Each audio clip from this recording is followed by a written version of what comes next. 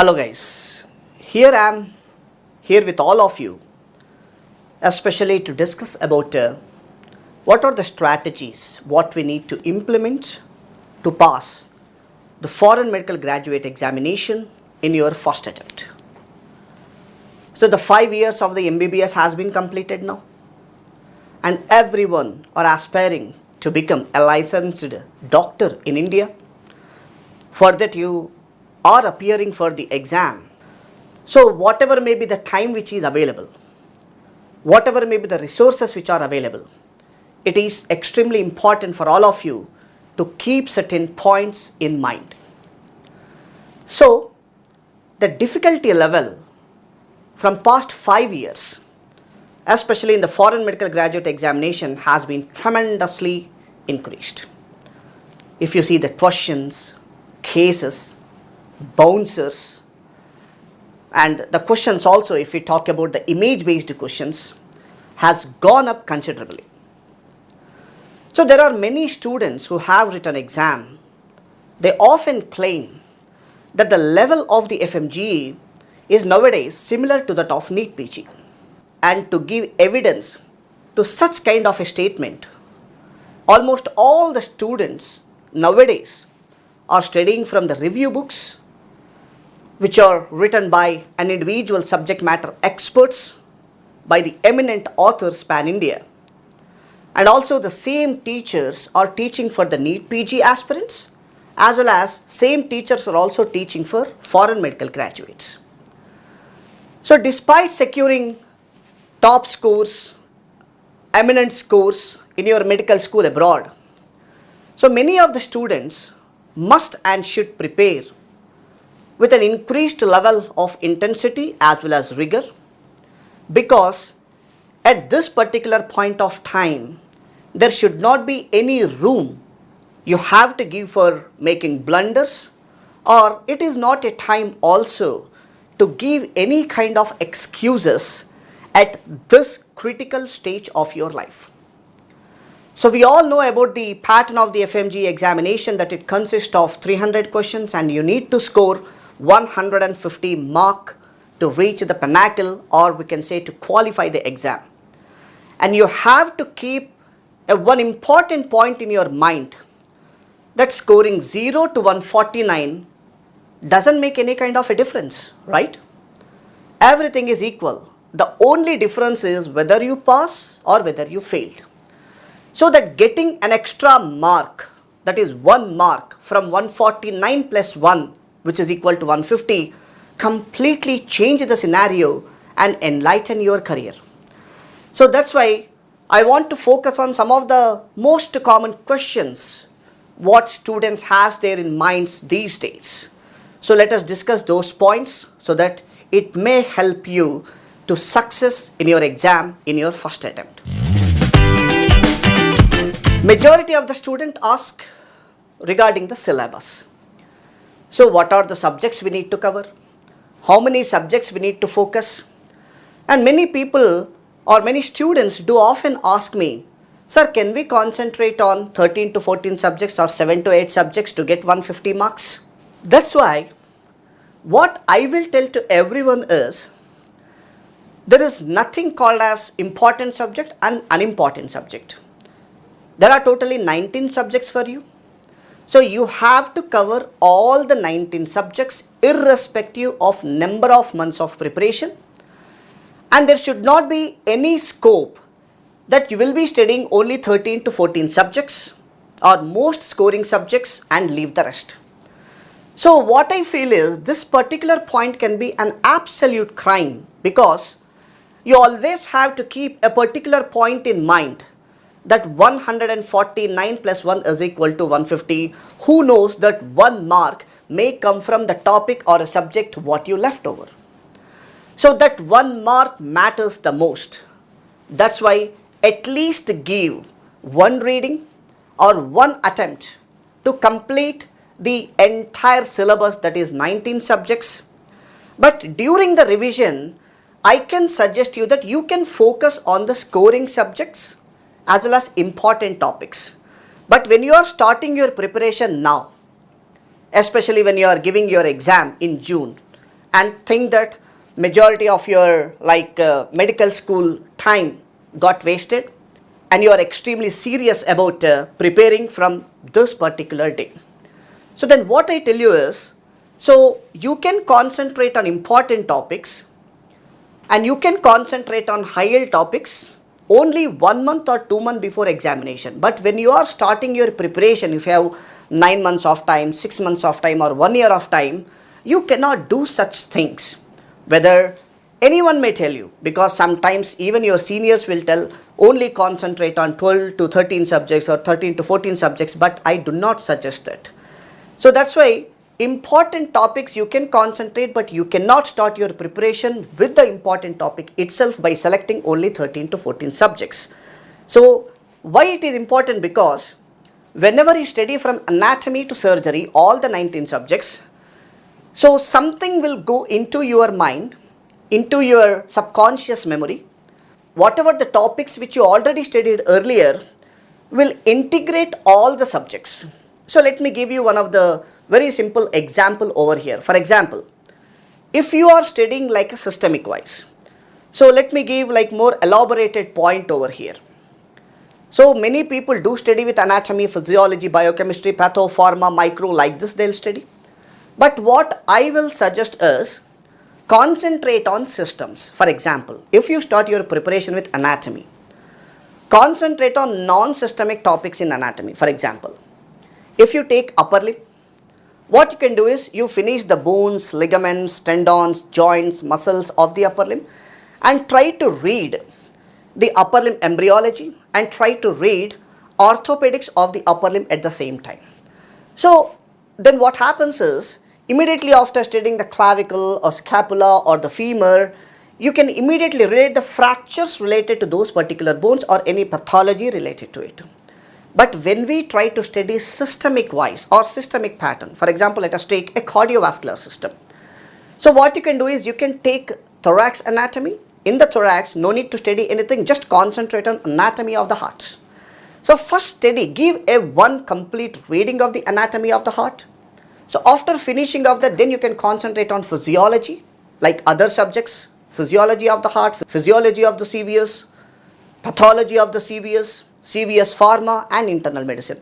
So the same cardiovascular system you can study from anatomy to internal medicine as a systemic wise. So what happens by doing this is, by doing this it will help you to connect all the subjects simultaneously. One simple example I'll tell you. If you skip complete physiology of the cardiovascular system, thinking that physiology is an extremely easy subject, I can study anytime, let me start directly with the pathology of the CVS or pharmacology of the CVS or internal medicine of the CVS, it is very hard for you to understand the concept. Why? Because if you don't know the action potential of the cardiac muscle, how can you even correlate, how can you even understand what are the drugs which are acting on different phases of the action potential, like phase 0 blockers, phase 3 blockers. So you cannot understand if you don't know the action potential. So that's the reason you have to know the anatomy, you have to know the function, you have to know the pathology, pharmacology. Later you can integrate all these subjects and at last you have to study the internal medicine. So that's why I want to tell you that integration of all the subjects will make it extremely easier and also help you to remember the complex topics. And coming towards the shorter subjects. So many people what they think is, leave the short subjects, concentrate on only the subjects like surgery, obstetrics and gynecology or internal medicine like this. So what I do suggest is, do not leave short subjects at any cost. Because as per the recent or previous year examination pattern tells you that short subjects have a bit slighter boost in your qualifying the examination, because they are quite often asking all these short subjects MCQs. What type of notes you have to study? So whether you have to study class notes or whether you have to study the notes from the marrow or the prep ladder, or you have to study the review books. So many students have such kind of doubts. So the point to be noted here that any student who is aspiring to crack NEET PG or to crack FMGE at the first attempt, you must and should have your own notes. These notes might you have taken in the class. So that notes is extremely important, because while listening to the live classes or any video lectures like Prepladder or the Marrow, when you are taking own notes other than the notes which is given by these apps, make sure that the notes is complete. It should not be like bits and pieces. It should not be like incomplete notes. You have to cover each and every high-yield point. That must be noted, that must be underlined carefully, because it will serve. Because whenever you are writing notes, whenever you are writing like quick review points while listening to the class, the same notes will serve you as a quick reference guide when you are preparing or revising the syllabus during 1 month before the examination. For example, if you do not have the class notes, then you can rely upon the notes of the Prepladder or the Marrow or any other notes like coaching institute notes we can say. Because these notes are enough for you to crack the exam. So that's the reason, don't rely on 5 to 6 resources at the same time. Believe at one particular resource and concentrate on that resource and finish. That is what is very important. So if you try to study 4 to 5 notes, you end up in not finishing all the 19 subjects. Because when the exam preparation reaches its peak, so many of the student does not get enough time to go through the entire topic, right? That is the reason, while you are preparing itself, make sure that you will write one-liners for every chapter and for every subject. For example, if you take a biochemistry, if you take the carbohydrate metabolism, because you cannot revise the entire biochemistry in like 4 days or 5 days, right? So while you are studying that particular chapter itself, what you need to do is you have to write the one-liner, like what is the rate limiting step of glycolysis, what are the inhibitors of glycolysis. So like this. So all the important one-liners, high-yield points should be noted and should be written subject-wise as well as chapter-wise, because it is important for you to go through all these points for your final revision. And you should not forget that taking notes will also facilitate the faster as well as the better retention when you are revising at your final times. So that is what you need to know about what type of notes you have to focus when you are preparing for FMGE exam or the NEET PG exam. Now, coming to the weaker areas and untouched topics or the subjects. So there is quite common these days that many of the students have nightmare for certain subjects. Many students will say that, sir, biochemistry I am not understanding at all, because it's like a psychological phobia towards some subjects. So that is the reason many students, what they do is, the subjects what they know really well, they try to revise the same subjects again and again, but the subjects what they feel is really tough, they leave those subjects. So majority of these students make a very common mistake, that they always concentrate only on the subjects or the topics which they are extremely strong and leave the tougher ones and uninteresting topics for the last reason. So why they do that? Because whenever they read the topics or the subjects which they know already, it will give you a kind of a temporary satisfaction or a feel-good factor. But remember, study is not a feel-good factor at all, and there is no shortcut to the success. That's why even though it will take you harder time to focus and remember and understand the complex topics or the complex subjects or the subjects what you feel is really tougher, you have to give your time and concentrate. So what you need to do is, anyway you are stronger in particular subject, you know that, right, by yourself. So that's why first, whenever you are preparing, what you need to do is, you need to focus on the weaker areas. Because whenever you focus on the weaker areas, you feel mentally as well as psychologically completely relaxed, because it will create a greater impact on your overall performance in the exam. Not only that, you will be much more confident when or during the day of the exam, and believe me that this will have an immense positive effect, a kind of aura on your brain that will increase the ability to think faster during the exam, the ability to think smarter during the exam, and also it is extremely important for you to concentrate when you face a typical questions in your exam, because already you went through all the topic at least once. So your subconscious mind will always be active whenever you are dealing with the complex integrated topics. So that's why when you are studying weaker areas or tougher topics, it will consume time, it will consume your ATP, it will consume your energy, but do not worry about all those things. Do not worry about the time. and just finish it at least one go without thinking or hesitating further. And finally, just remember that in this section that you cannot afford to leave any topic or any subject, because every mark counts in the end, because my take home point is 149 plus 1 is equal to 150. After finishing the complete syllabus, many people have a doubt. So what I should do 1 month before? What I have to plan myself 45 days before? How should I plan my revision?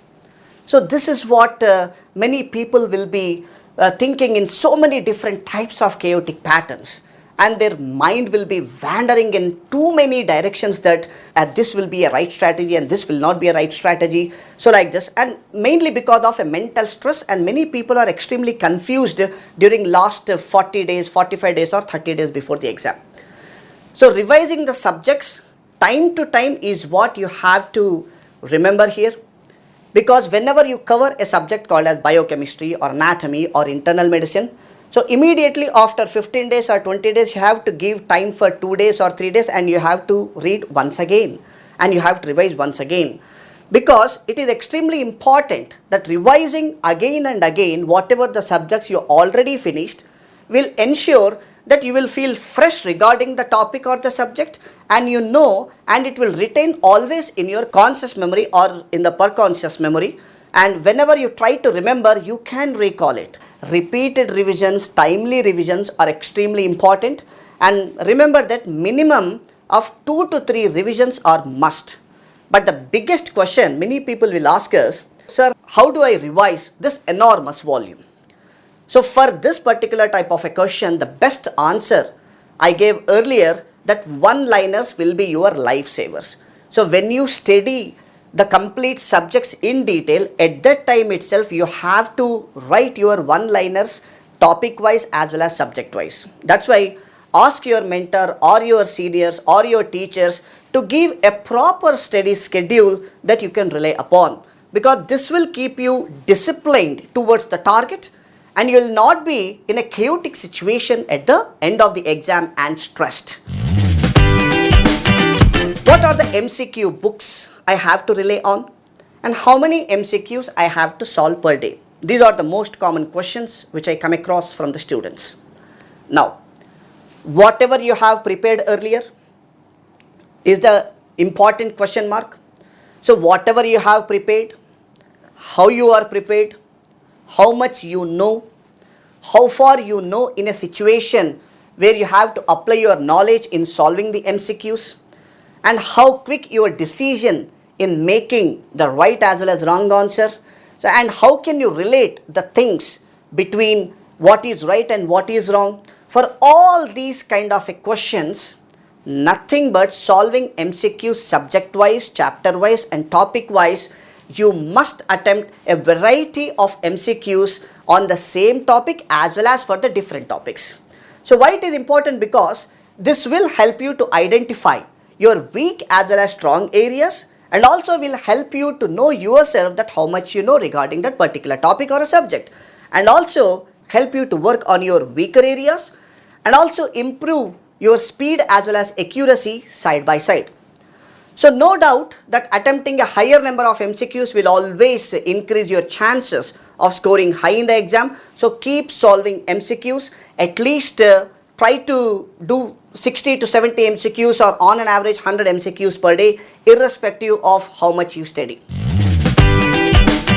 You solved the MCQs from the MCQ books, you revised it and you prepared with the proper notes, you attended the classes, everything has been done. Now what about the mock test? So attempting the mock tests, whether it may be an online test or offline test, whatever it may be.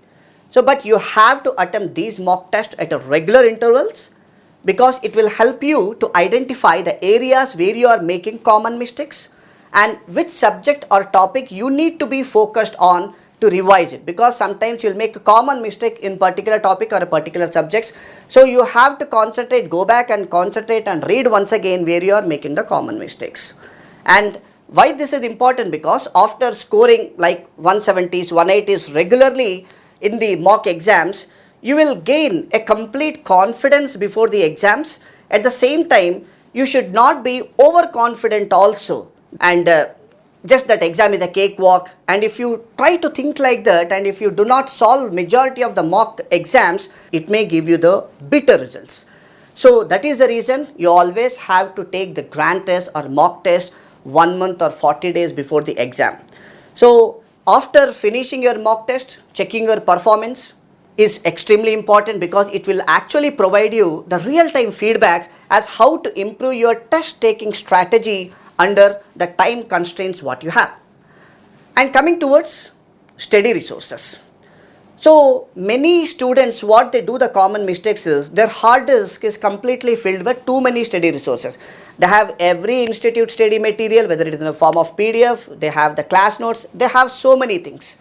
But you must not refer a large number of study resources, because this will leave you confused. Because some students will ask me, sir, in this particular notes, this topic they gave diagnosis is different, and in another note the diagnosis is different. So whenever they are trying to revising from 3 to 4 resources or 5 to 6 resources, some compulsory there will be a 10 to 20% of the difference in the facts. So that will keep you completely confused that which material or which person or which subject or which app I have to relay.